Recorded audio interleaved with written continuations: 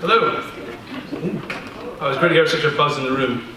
I've had some very odd greetings this morning. I've been doing elbows, Vulcan signs, many different things, and a few handshakes as well. I'm watching you people, I'm watching you.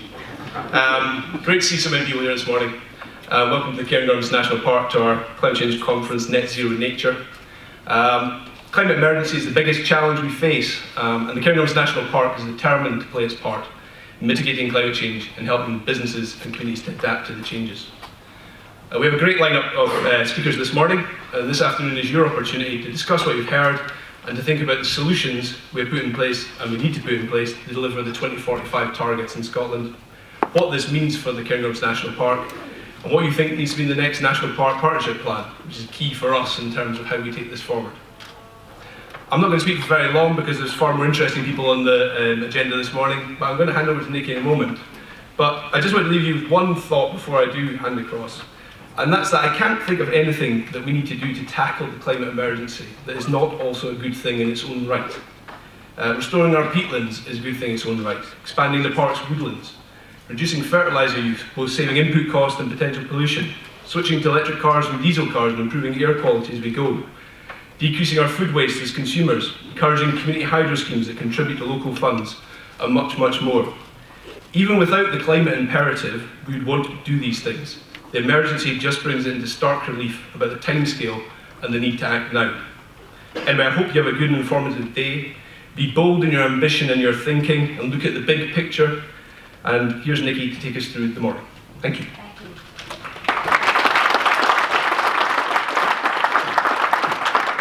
In one door and out the other. Thank you very much, Grant. As Grant said, I'm Nicky Marr. My job is to steer us through the proceedings until lunchtime. You've already had your coffee, so unless the fire alarms go off, in which case run for your lives that way and that way, we are not breaking until 1 o'clock. We will have a 20-minute break from speakers to give you a chance to have roundtable discussions about what you've been hearing. We've also built in about 25 minutes for a panel discussion and a Q&A session from the audience. So if you do have any questions, please try and hang on to them until then. Barack Obama hit the nail on the head when he said, "We're the first generation to feel the impact of climate change, and we're the last generation that can do something about it." We've only recently started talking about this in terms of a climate emergency, but the impact of our failure to tread lightly upon our planet has been known for a while. It's no secret that our throwaway and consumer culture has caused devastation across the world. Individually and collectively, we really do all need to do our part to mitigate climate change. And that's what today is all about. Cairngorms National Park is a huge and complex and beautiful beast. It accounts for only 6% of the land mass of Scotland, but it's a really important 6%. It punches well above its weight in terms of woodland and species. Nearly a quarter of Scotland's native woodlands are right here in the National Park, and it's home also to a quarter of the country's rarest and most endangered species.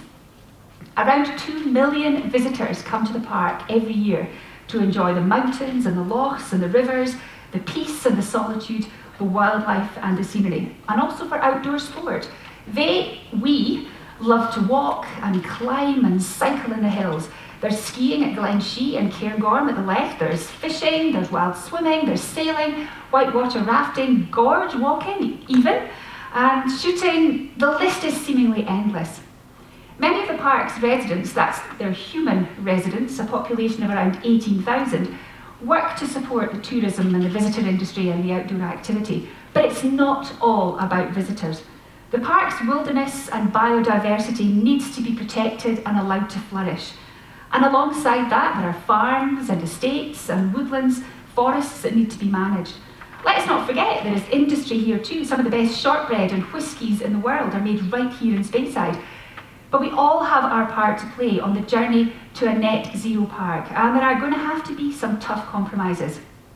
We all need places to live. We need to get around. Given the terrain and the distances involved, transport can be really challenging.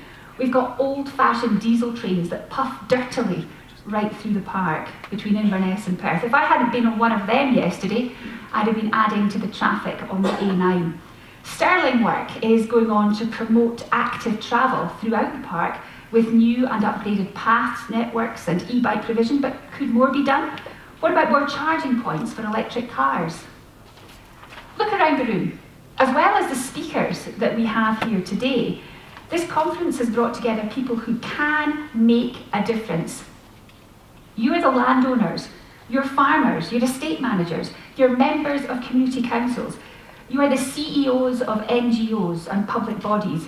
You're representatives from councils, from transport organisations, from business associations, and from academia. You're from wildlife and ecology organisations, and by and large, you here in the room are the decision makers. So thank you for coming. We know you've all got busy jobs and busy lives, and it's heartening that so many of you have lifted your heads from the day-to-day of your jobs to step up and become part of the societal change that has to happen if we are to achieve the Scottish Government's targets. More of them very soon. We'll hear today that we are beyond the point of just hoping that things will get better, or that someone else will change their policies and practices so we can just carry on as we always have done. We all need to assume and share that responsibility. Innovation has to be part of the solutions. Our hope today, as Grant says, is that you will share conference's ambition to work together to reduce the park's impact on our climate. You might have noticed already that there are no delegate packs, there are no plastic pens, there are no water bottles either, and there's been an awful lot of car sharing and active travel to get here today. That is a start right there. Of course, as just 6% of Scotland, the Cairngorms National Park can't save the entire planet on its own. But we can lead by example and reap the benefits of cleaner air, land and water, greater biodiversity, less waste, better health thanks to all that active travel, all on the way to reach net zero emissions, and that's still a win. COP26 is still to come. We're hoping to be ahead of the game. We need to know where we need to get to. We do know where we need to get to. This morning's speakers will underline that and set out the scale of the challenge. This afternoon is the how bit. Facilitated workshops to help work out the best solutions for achieving net zero. The work here today will feed into the next Cairngorms National Plan.